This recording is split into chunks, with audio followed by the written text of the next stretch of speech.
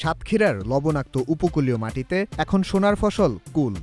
বেলে দোআঁশ মাটি ও অনুকূল আবহাওয়ায় চলতি মৌসুমে জেলায় রেকর্ড পরিমাণে কুল উৎপাদন হয়েছে।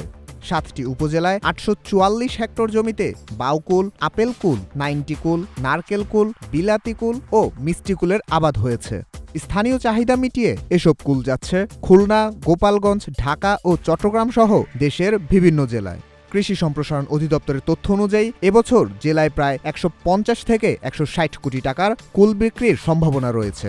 কৃষকদের ভাষ্য, অনুকূল আবহাওয়ায় আগাম কুল বাজারে তুলতে পারায় তারা ভালো দাম পাচ্ছেন। আমি ২ বিঘার মতো কুল বাগান করেছি এখানে। আমার কুল বাগানের ভিতরে ভারত সুন্দরী এবং বল সুন্দরী আর সাদা টক আছে। এখন মোটামুটি গত বছরের তুলনায় এবার ফলাফল অনেক ভালো, ভালো ফল আসছে আলহামদুলিল্লাহ। কিন্তু আমাদের এই ফলটা তৈরি করতে মিনিমাম এই পর্যন্ত সেই গাছ কাটা থেকে শুরু করে নিয়ে এই পর্যন্ত ফল উত্তোলনের আগ পর্যন্ত প্রায় আমাদের অনেক টাকা খরচ হয়। যেমন মনে করেন যে বিঘা প্রতি প্রায় ২০,০০০ টাকার মতো খরচ হয়। আরও অনেক দ্রব্যমূল্যের দাম ঊর্ধ্বগতি এবং সারের দাম বেশি হওয়ার কারণে আমাদের আরও ব্যাপক হারে খরচটা বেড়ে যাচ্ছে।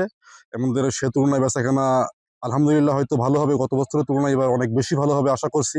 তারপরেও যদি সার বা কীটনাশক এর দামটা যদি একটু কম হতো তাহলে আমাদের লাভবানটা আমরা একটু বেশি হতাম। আমি কুল চাষ করছি দীর্ঘ ১৬ বছর। তা এর ভিতরে এই বছর আছে আপনার ৩ জাতের কুল, থাই আছে, বল আছে আর টক আছে। তা বল এখনো বিক্রি করিনি, তারপরেও বাজার দর হিসেবে দানা দিতেছে ১২০ টাকা কেজি হবে। যদিও সারের দাম বেড়েছে, তবু লাভজনক হওয়ায় কুল চাষে আগ্রহও বাড়ছে। ১ বিঘা জমিতে ৩০ থেকে ৪০ হাজার টাকা খরচ করে বিক্রি হচ্ছে ১,২০,০০০ থেকে ১.৫ লক্ষ টাকা পর্যন্ত। কৃষি বিভাগের কর্মকর্তারা বলছেন, প্রয়োজনীয় সহযোগিতা অব্যাহত থাকলে আগামীতে আবাদ আরও বাড়বে। সাতক্ষীরা একটা উপকূলবর্তী জেলা। এই জেলাগুলোতে প্রায় আমাদের প্রাকৃতিক দুর্যোগ, সিডর, আয়লার মতো ঘূর্ণিঝড়, এছাড়া লবণ, খরা প্রভৃতি প্রাকৃতিক দুর্যোগ রয়েছে। তারপরে সাতক্ষীরার কৃষকরা আমার এই প্রাকৃতিক দুর্যোগে মোকাবেলা করে এখানে আমাদের প্রায় ৮৪৪ হেক্টর জমিতে কুলের আবাদ করেছে।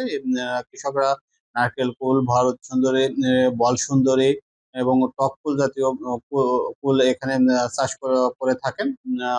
এবং এই ফুলের সুনামটা শুধু সাতক্ষীরা না, সারা বাংলাদেশে এটা ছড়িয়ে গিয়েছে।